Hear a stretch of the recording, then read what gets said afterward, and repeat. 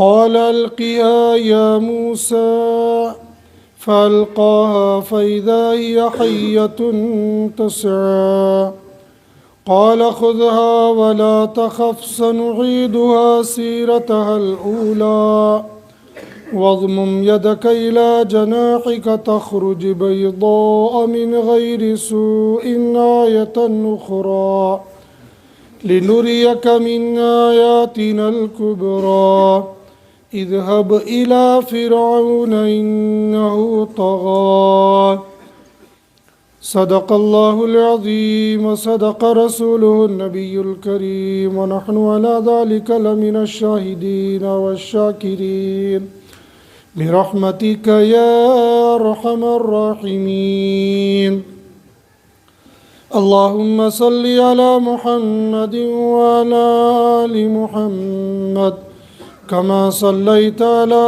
إبراهيم وعلى آل إبراهيم إنك حميد مجيد اللهم بارك على محمد وعلى آل محمد كما باركت على إبراهيم وعلى آل إبراهيم إنك حميد مجيد يا رب صل وسلم دائما أبدا على حبيبك خير الخلق كلهم يا رب صل وسلم دائما أبدا على حبيبك خير الخلق كلهم يا رب صل وسلم دائما أبدا على حبيبك خير الخلق كلهم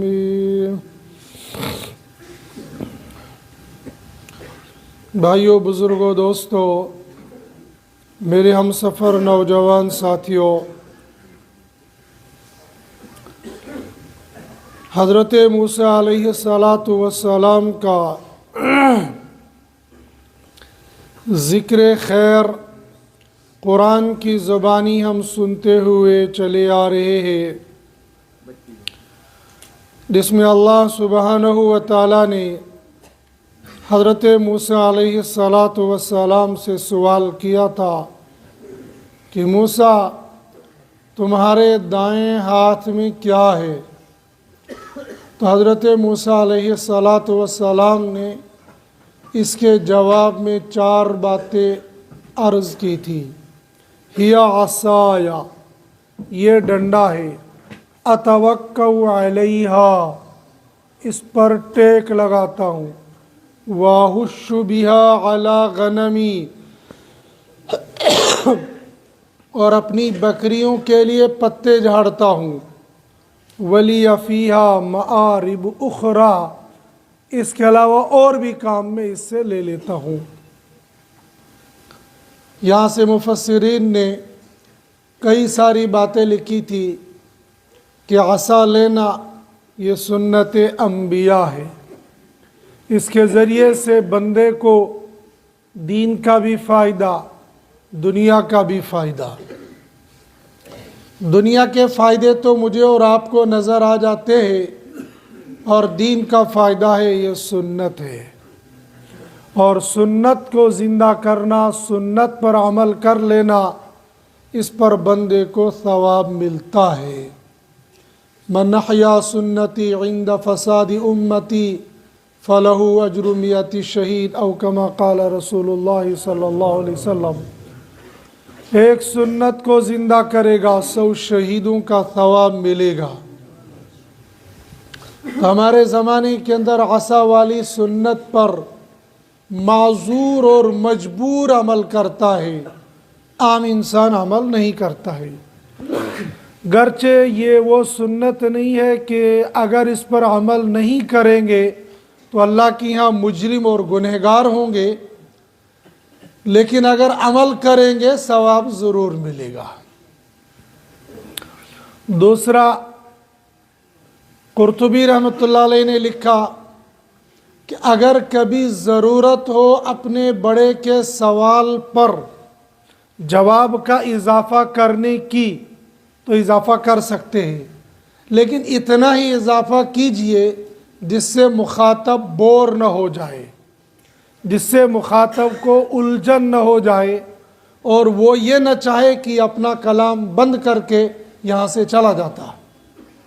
اس لیے حضرت موسیٰ علیہ السلام نے اور فائدوں کو گول کر دیا، وَلِيَ فِيهَا مَآرِبُ أُخْرَى، اور بھی دوسرے کام ہیں، ان کو گول مول کر کے اکٹھا کر دیا۔ ایسے ہی میرے اور آپ کے لیے حکم ہے کہ اب اگر استاذ کے پاس، اپنے پیر شیخ کے پاس، اپنے والد محترم یا اپنے کسی بڑے رشتہ دار کے پاس کسی سوال کا جواب دے رہے ہوں تو اتنا جواب دو جتنا پوچھا گیا ہے، اس میں بس اتنا اضافہ کرو جتنی ضرورت ہو، باقی کو اجمال میں بیان کر دو۔ زیادہ تفصیل بتائیں گے تو مخاطب بور ہو جائے گا۔ اس لیے حضرت موسیٰ علیہ السلام نے میرے اور آپ کے لیے نمونہ دے دیا، وَلِيَ فِيهَا مَآرِبُ أُخْرَى۔ اب جب حضرت موسیٰ علیہ السلام کو یقین ہو گیا کہ میرے ہاتھ میں ڈنڈا ہی ہے، تو رب نے فرمایا القیہا یا موسیٰ، اے موسیٰ اس ڈنڈے کو ڈال دو، اس ڈنڈے کو پھینک دو۔ حضرت موسیٰ علیہ السلام نے فَأَلْقَاهَا، اس کو پھینک دیا۔ بس یوں ہی یہ ڈنڈا ہاتھ سے گر گیا، فَإِذَا هِيَ حَيَّةٌ تَسْعَىٰ، اچانک یہ موٹا تازہ تیز ترار سانپ اور اژدہا بن گیا۔ قرآن کریم میں اس لاٹھی کے گر کر سانپ بننے پر 3 لفظ آئے ہیں، کَأَنَّهَا جَانٌ، ایک آیا ہے کہ یہ جان بن گیا، ایک بن گیا حیتن بن گیا ہے، اور ایک بن گیا کہ مطلق سانپ بن گیا ہے۔ یہ ثعبان، ایک ہے ثعبان موٹا تازہ، ایک یہاں گیا حیتن۔ حیتن کہتے ہیں چھوٹے سانپ کو بھی، بڑے سانپ کو بھی، نر کو بھی، مادہ کو بھی، اور جان کہتے ہیں چھوٹے سانپ کو، ثعبان کہتے ہیں موٹے تکڑے سانپ کو۔ اصل میں مفسرین نے لکھا، امام قرطبی رحمۃ اللہ علیہ نے لکھا ہے کہ جب حضرت موسیٰ علیہ السلام نے اپنی لاٹھی کو زمین پر پھینک دیا تو پھینکتے ہی جتنی لاٹھی تھی اتنا ہی سانپ بن گیا۔ اور عام طور پر انسان کے ہاتھ میں لاٹھی اور عصا یہ قد آدم سے نصف ہوتا ہے، کہ نصف بدن تر عام طور پر ہاتھ میں عصا ہوتا ہے، تو اولاً یہ سانپ اتنا ہی بن گیا، لیکن تھوڑی دیر کے بعد یہ سانپ بڑا بھی ہونے لگا، جسامت میں بھی اور قدامت میں بھی، لمبا بھی ہونے لگا اور موٹا بھی ہونے لگا۔ اور جو بندہ یا کوئی بھی جاندار موٹا ہو جاتا ہے، لمبا ہو جاتا ہے، تو اس کو چلنے میں دقت ہوتی ہے، لیکن اس سانپ کا حال ایسا نہیں تھا۔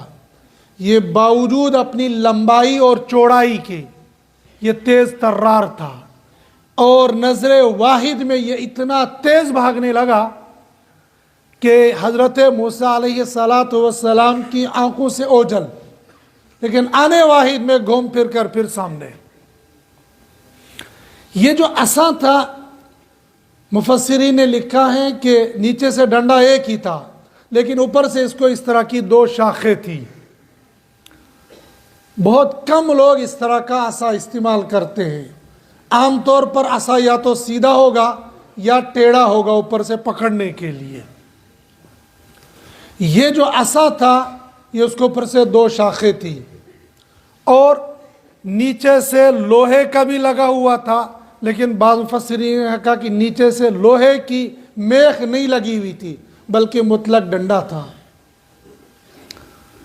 مفتی ظفر خان صاحب نور اللہ مرقدہ نے اپنے واقعہ سنایا کہ میں حرم محترم میں عصا کے ساتھ طواف کر رہا تھا، تو ایک عربی آیا، اس نے کہا یہ جو طواف تم کر رہے ہو عصا کے ساتھ یہ نقصان دہ ہے۔ مفتی ظفر خان صاحب چھوٹے عالم نہیں تھے، انہوں نے فوراً کہا کہ یہ تو سنت ہے۔ عربی عالم نے کہا ٹھیک سنت ہے، لیکن حضرت نبی کریم صلی اللہ علیہ وسلم کے عصا کے نیچے لوہا لگا ہوا نہیں تھا. تمہارے عصا کے نیچے لوہا لگا ہوا ہے اور اس سے بندے کو تکلیف ہو سکتی ہے. لیکن بعض مفسرین نے کہا ہے کہ عصا کے نیچے لوہا لگا ہوا نہیں تھا. اور عام طور پر شہروں کے اندر جو عصا استعمال کیا جاتا ہے اس میں لوہا ہوتا ہے لیکن باندھنے کے لیے، ٹکنے کے لیے نہیں. گاؤں دیہات کے اندر خاص طور پر برف باری والے علاقوں میں عصا استعمال کرنے والے اپنے عصا کے نیچے لمبا چوڑا لوہا لگا کے رکھتے ہیں تاکہ جب وہ لے کر چلیں گے تو بندے برف پر جب وہ عصا رکھیں گے تو عصا ٹک جائے گا، عصا پھسلے گا نہیں. کشمیری زبان میں اس کے مختلف نام بتائے جاتے ہیں. ہماری کشمیری میں کچھ اور بتا دیں گے، آپ کی کشمیری میں کچھ اور. لیکن بہرحال ایک لوہا لگا ہوتا ہے جس سے یہ عصا ٹک جاتا ہے. حضرت موسیٰ علیہ السلام کے عصا کے نیچے یہ لوہا لگا ہوا تھا یا نہیں، اس میں اختلاف. بعض کہتے لگا تھا، بعض کہتے نہیں لگا تھا. لیکن تقریباً تمام مفسرین نے یہ لکھا ہے کہ عصا کے اوپر دو شاخیں اس طرح تھی، چھوٹی سی دو شاخیں. کبھی کبھار کسی بندے کے ہاتھ میں آپ ایسا عصا دیکھیں گے اور اس میں راز تھا کہ جو ہی یہ عصا نیچے ڈال دیا گیا تو یہ سانپ بن گیا. یہ جو دو شاخیں معمولی سی بنی ہوئی تھی اسی کا منہ بن گیا اور اسی میں سے سانپ کی زبان بھی باہر نکل آئی. تو اللہ نے پہلے سے اس کا انتظام کیا تھا کہ ایسی لاٹھی لے کر حضرت موسیٰ علیہ السلام چلیں گے. یہ لاٹھی کون سی تھی؟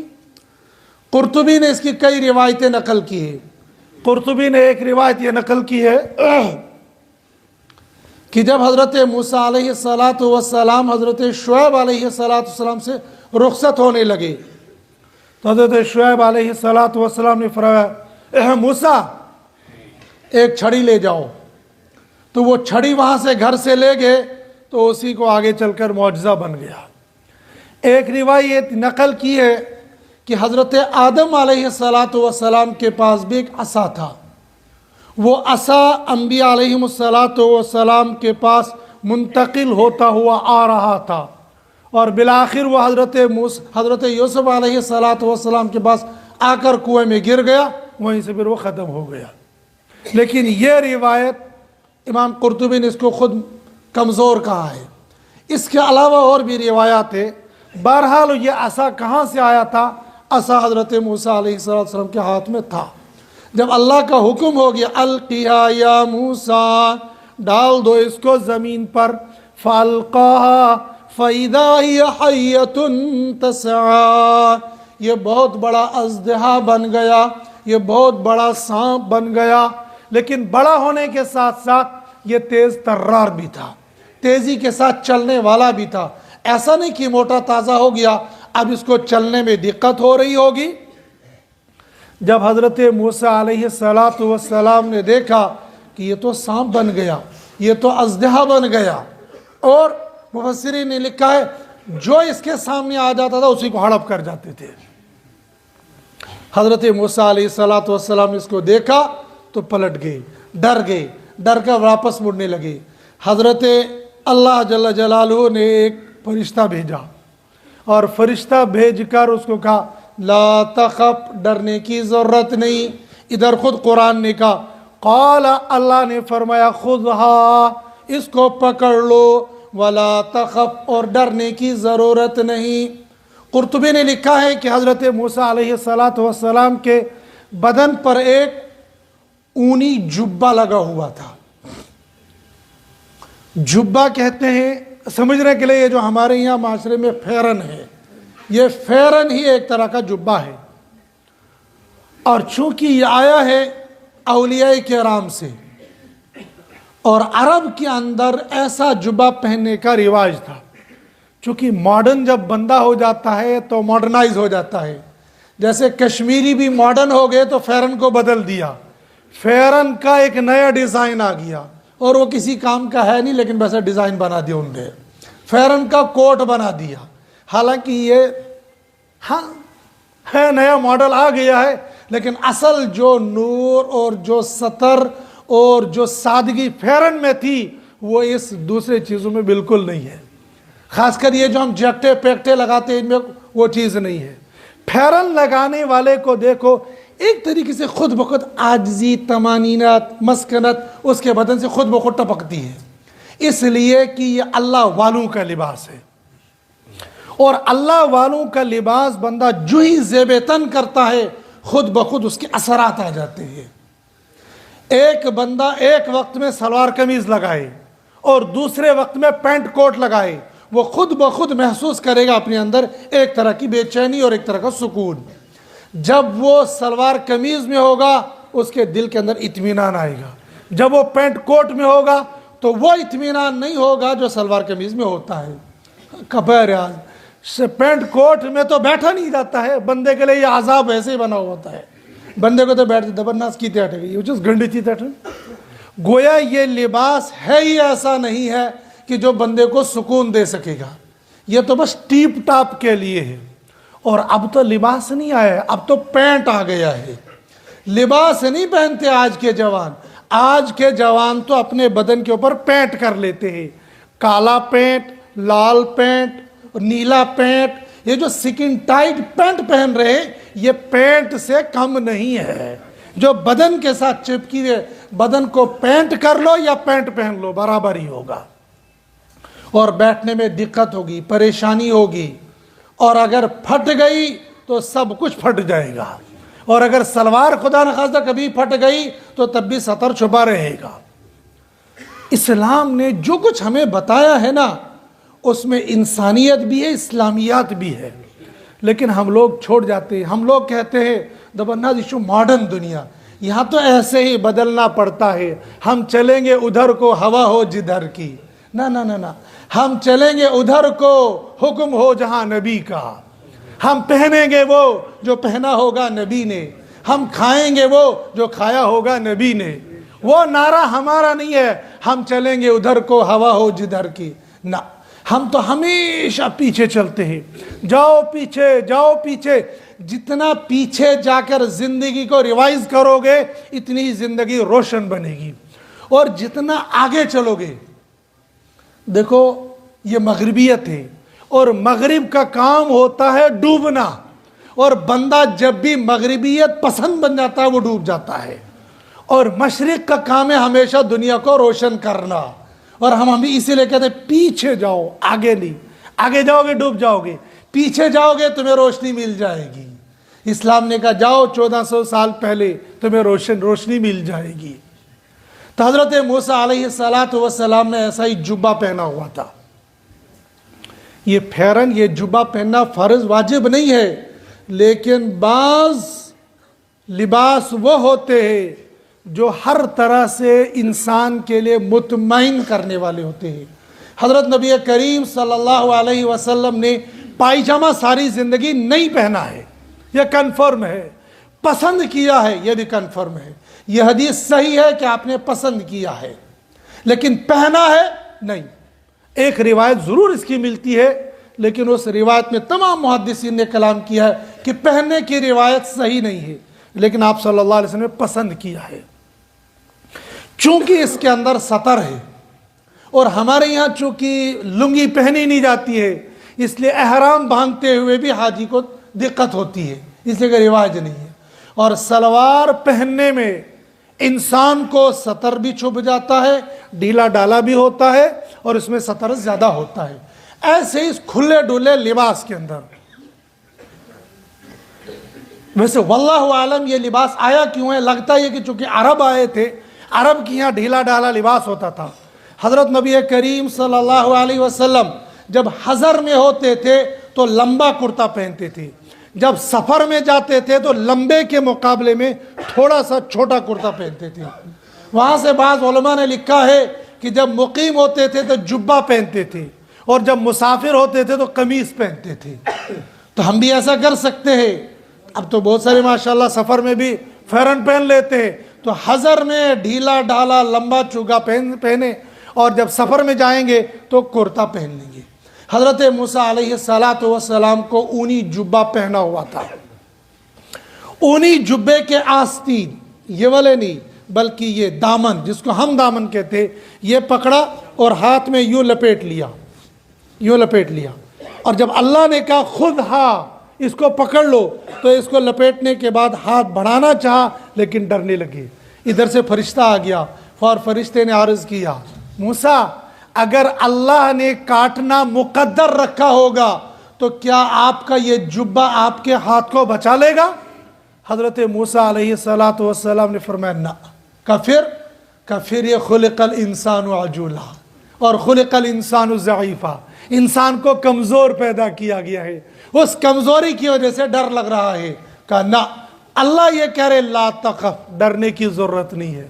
لہٰذا حضرت موسیٰ علیہ السلام نے بغیر آستین کے، بغیر اس جبے کے یوں ڈالا اس کی گردن پر ہاتھ، بس ہاتھ پکڑا، سنعیدها سیرتها الاولی، جو ہی یوں پکڑ لیا تو وہ جو ابھی تک اژدہا بنا ہوا تھا، ابھی تک سانپ بنا ہوا تھا، فوراً لاٹھی کی شکل میں حضرت موسیٰ علیہ السلام کے ہاتھ میں آ گیا۔ ایسا یہاں پر کیوں کیا گیا؟ صاحب مظہری نے لکھا ہے کہ چونکہ حضرت موسیٰ علیہ السلام کو آگے چل کر فرعون کے پاس جانا تھا، اور فرعون کے سامنے ان نشانیوں کو، ان معجزات کو ظاہر کرنا تھا، اگر وہاں پر حضرت موسیٰ علیہ السلام دیکھ کر ڈر جاتے تو پھر معجزے کا وہ اثر باقی نہ رہتا، یعنی مخاطب کو جو معجزہ دکھانا تھا تو پھر وہ اثر نہ رہتا۔ لہٰذا اللہ سبحانہ و تعالیٰ نے یہیں پر اس معجزے کو ظاہر کر کے دکھا دیا، اور یہیں پر جو حضرت موسیٰ علیہ السلام کے دل کے اندر ایک گونا ڈر آ گیا تھا اس سے مطمئن کر دیا۔ یہ ہو گیا ایک معجزہ۔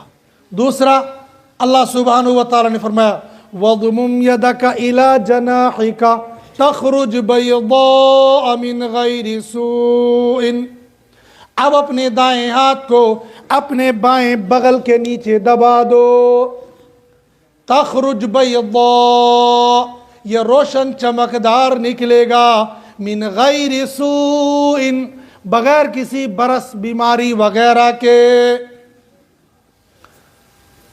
یہ تو آگے چل کر آ جائے گا۔ حضرت موسیٰ علیہ السلام نے جب دعا کی تھی، اور دعا کیوں کی تھی، لیکن چونکہ جب حضرت موسیٰ علیہ السلام فرعون کے پاس تھے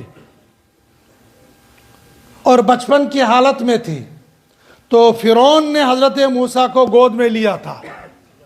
گود میں لینے کے بعد فرعون کی داڑھی پکڑی، اور پکڑنے کے بعد اس کو جھنجھوڑا۔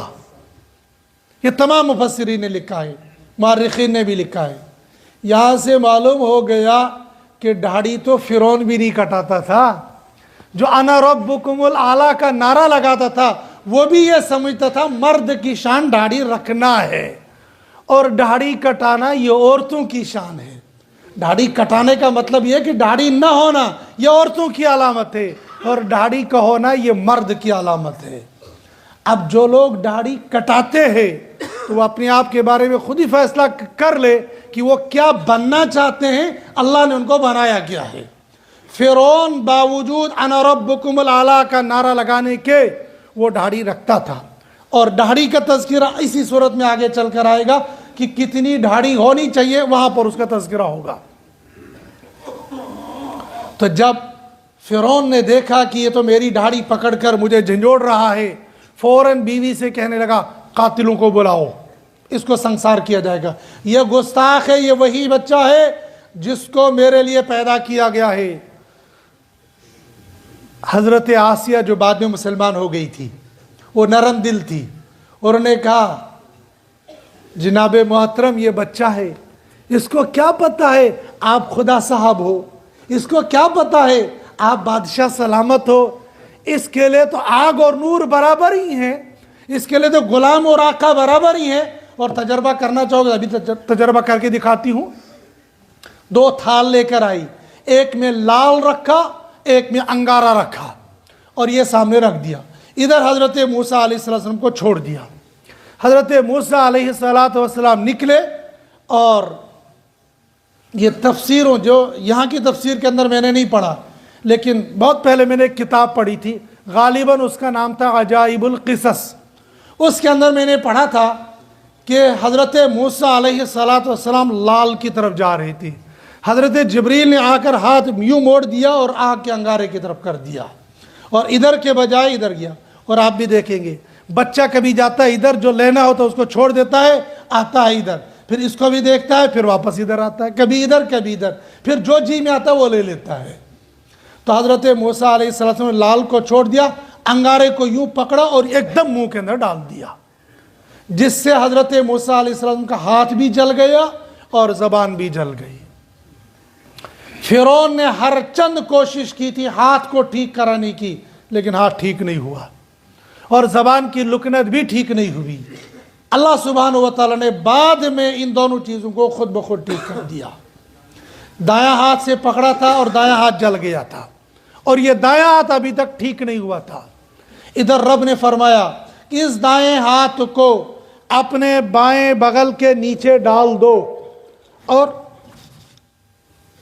ابن کثیر نے لکھا ہے اذا دخل، جب ضرورت پڑتی تھی تب اندر داخل کرتے تھے اور پھر نکالتے تھے تو روشن ہو جاتا، ہمیشہ یہ ہاتھ روشن نہیں ہوتا تھا، داخل کیا اور ادھر نکالا، یہ 14ویں چاند کی طرح روشن اور چمکدار ہو گیا۔ رب نے کہا تخرج بیضاء، جب باہر نکالو گے یہ سفید چمکتا ہوگا، من غیر سوء، بغیر کسی بیماری کے۔ دو فائدے ہو گئے، ایک تو یہ چمکنے لگا، اور دوسرا جو یہاں پر زخم تھا وہ زخم بھی ٹھیک ہو گیا۔ اور عام طور پر چونکہ سفید ہاتھ چمکتا ہے، سفیدی جب برس وغیرہ کی بیماری انسان کے یا کوئی داغ لگا ہو تب ہاتھ چمکے گا۔ قرآن نے کہا من غیر سوء، بغیر کسی بیماری کے، بغیر برس کے یا کسی اور وجہ سے۔ ہے کیا پھر یہ آیتن اخری، یہ دوسری نشانی ہے، یہ دوسرا معجزہ ہے۔ کیوں دیا ہم نے؟ لِنُرِيَكَ مِنْ آیَاتِنَا الْكُبْرَى، تاکہ دکھائیں گے ہم آپ کو اپنی نشانیوں میں سے بڑی بڑی نشانیاں۔ اللہ کے اختیار میں تو سب کچھ ہے، لیکن یہ تمام خرق عادت ہو رہا تھا، یہ انسان کی عقل کے خلاف ہو رہا تھا۔ عصا کا سانپ بن جانا، ہاتھ کا چمکدار بن جانا، اور بھی دیگر بڑی بڑی آیتیں، بڑی بڑی نشانیاں اللہ نے بعد میں بھی حضرت موسیٰ علیہ السلام کو دکھا دی۔ انبیاء علیہ السلام جب دنیا میں آتے تھے تو ہر نبی کو اللہ کوئی نہ کوئی معجزہ دیتے تھے، اور معجزہ اس کو کہتے ہیں جو من جانب اللہ ہوگا۔ تین چیزیں ہوتی ہیں جو بظاہر انسان کی عقل کے خلاف ہوتی ہے۔ ایک ہوتا ہے معجزہ، دوسری ہوتی ہے کرامت، تیسرا ہوتا ہے استدراج۔ معجزہ ظاہر ہوتا ہے صرف نبی کے ہاتھ پر، ہوتا ہے نہیں بلکہ ہوتا تھا۔ اب چونکہ کوئی نبی نہیں آئے گا لہذا کسی کے ہاتھ پر معجزہ بھی ظاہر نہیں ہو سکتا ہے۔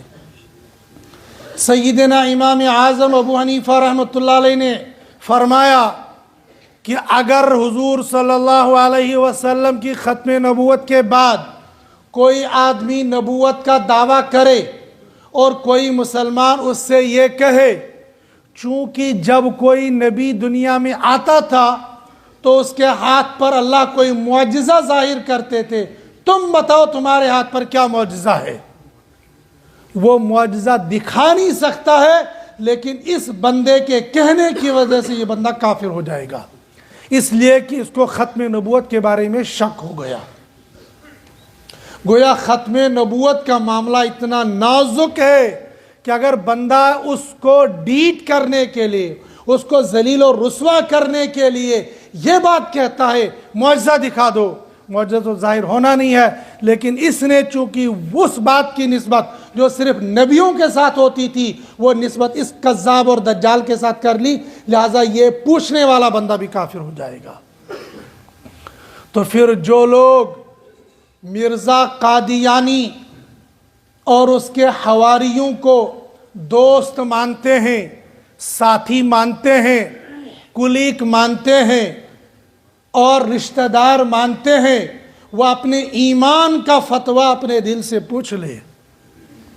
مرزائیوں کے ساتھ کھانا حرام، مرزائیوں کے ساتھ رشتہ داری کرنا حرام، مرزائی کو سلام کرنا حرام، مرزائی کے ہوٹل پر کھانا کھانا حرام، مرزائی کے ساتھ ہاتھ ملانا حرام، مرزائی کے ساتھ کلی طور پر بائیکاٹ کر لینا، الگ تھلگ رہنا، یہ شریعت کا حکم ہے۔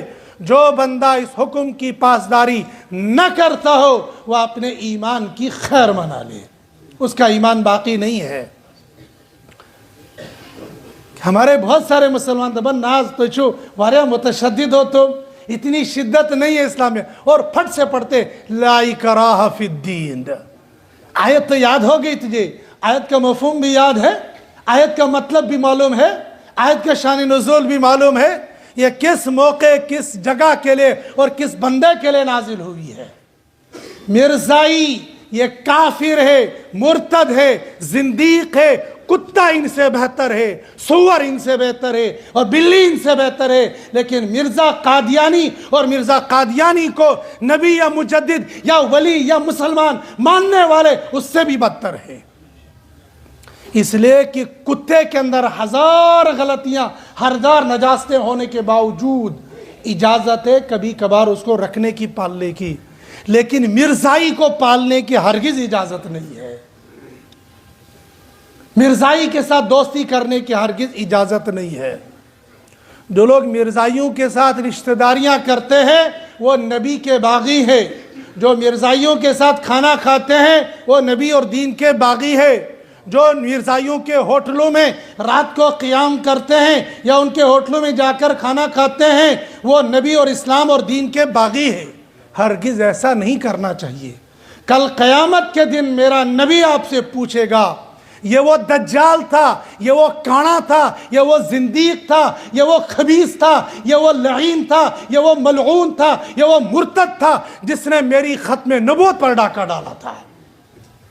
علامہ انور شاہ کشمیری رحمۃ اللہ علیہ کو 6 مہینے تک نیند نہیں آئی تھی۔ میری نہیں مانتے ہو، علامہ کشمیری کی تو مانتا ہوں۔ علامہ انور شاہ کشمیری رحمۃ اللہ علیہ کو جب یہ تھوڑا سا اطمینان ہو گیا، اب یہ فتنہ تھوڑا سا رک گیا ہے، تب جا کے ان کو نیند آنی شروع ہو گئی تھی۔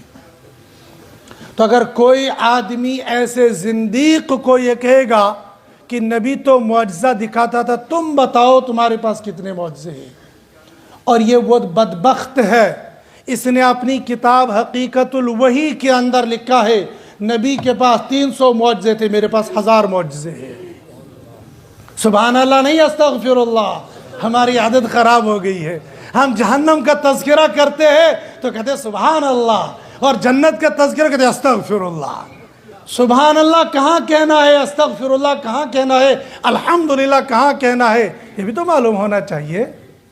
جب تعجب کی چیز ہو تو سبحان اللہ کہو، جب خطرناک چیز ہو استغفر اللہ کہو، جب سکون کی چیز ہو تو الحمدللہ کہو۔ اس بدبخت نے جگہ جگہ پر انبیاء علیہم السلام کی توہین کی ہے۔ اسی حقیقت الوحی کے اندر اس بدبخت نے حضرت نبی کریم صلی اللہ علیہ وسلم کے روضہ پاک کی توہین کی ہے۔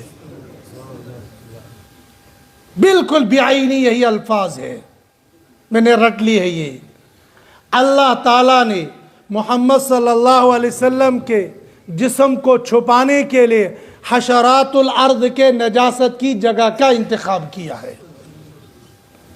نہیں سمجھے آپ کہ روضہ پاک جہاں پر حضرت نبی کریم صلی اللہ علیہ وسلم آرام فرما ہے، اس جگہ کے لیے بدبخت لکھتا ہے حشرات الارض کے نجاست کی جگہ، چونکہ زمین کے اندر کیڑے مکوڑے رہتے ہیں اور اپنی نجاست کہتے ہیں، اور وہاں پر اس نے کمپرومائز کیا حضرت عیسیٰ اور حضرت محمد رسول اللہ صلی اللہ علیہ وسلم کے ساتھ۔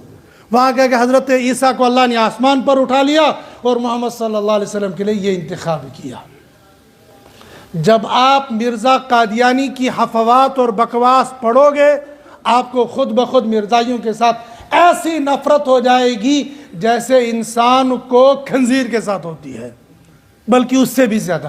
لیکن تب جب یہ معلوم ہو جائے گا، ان کے ظاہر پر نہ جاؤ، ان کے زن زر اور زیورات کی طرف نہ جاؤ، یہ مال دے کر ایمان خریدتے ہیں، زن دے کر ایمان خریدتے ہیں، دولت دے کر ایمان خریدتے ہیں، اپنے ایمان کی حفاظت کرو۔ اور اس طرح کے دجال دنیا کے اندر مارکیٹ کے اندر چلتے رہتے ہیں۔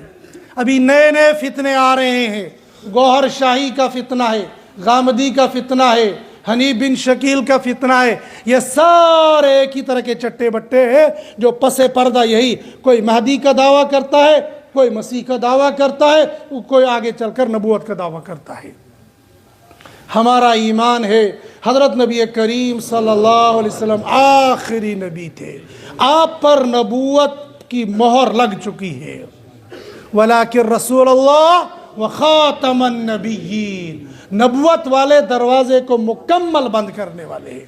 اب کوئی نبی نہیں آئے گا، کوئی پیغمبر رسول نہیں آئے گا، لہذا کسی سے معجزہ بھی ظاہر نہیں ہو سکتا ہے۔ ہاں جو اللہ والے ہوتے ہیں، جو نیک لوگ ہوتے ہیں، جو ولی کامل ہوتے ہیں، ان کے ہاتھ سے کبھی کبھی کرامت ظاہر ہوتی ہے۔ وہ کرامت بھی اسی طرح کی ہوتی ہے، خرق قیادت والی چیز ہوتی ہے۔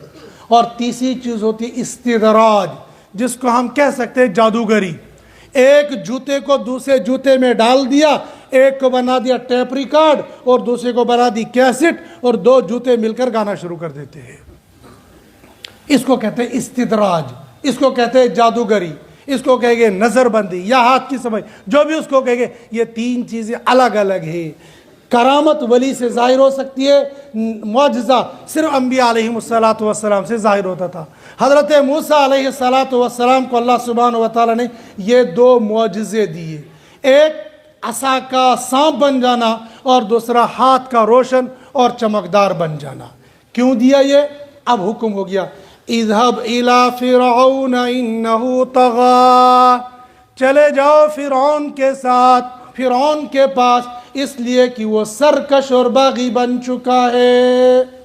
حضرت موسیٰ علیہ السلام کو یہاں کوہ طور پر، ابھی وہاں طور پہاڑ پر ہے، وہاں پر یہ نبوت مل گئی اور یہیں پر حکم ہو گیا اب نکل جاؤ یہاں سے۔ اللہ کے ایک باغی اور اللہ کے ایک سرکش بندے فرعون کو دعوت دینے کے لیے۔ پھر جو یہ حکم مل گیا، حضرت موسیٰ علیہ السلام نے پہلا کام کیا کیا وہ انشاءاللہ اگلی آیات کے اندر آ جائے گا۔ اللہ پاک مجھے آپ کو قرآن پاک کو پڑھنے، سننے، سمجھنے اور اس کے مطابق زندگی گزارنے کی توفیق نصیب فرمائے۔ وآخر الدعوانا الحمدللہ۔ تکبیر، نعرہ تکبیر، نعرہ تکبیر۔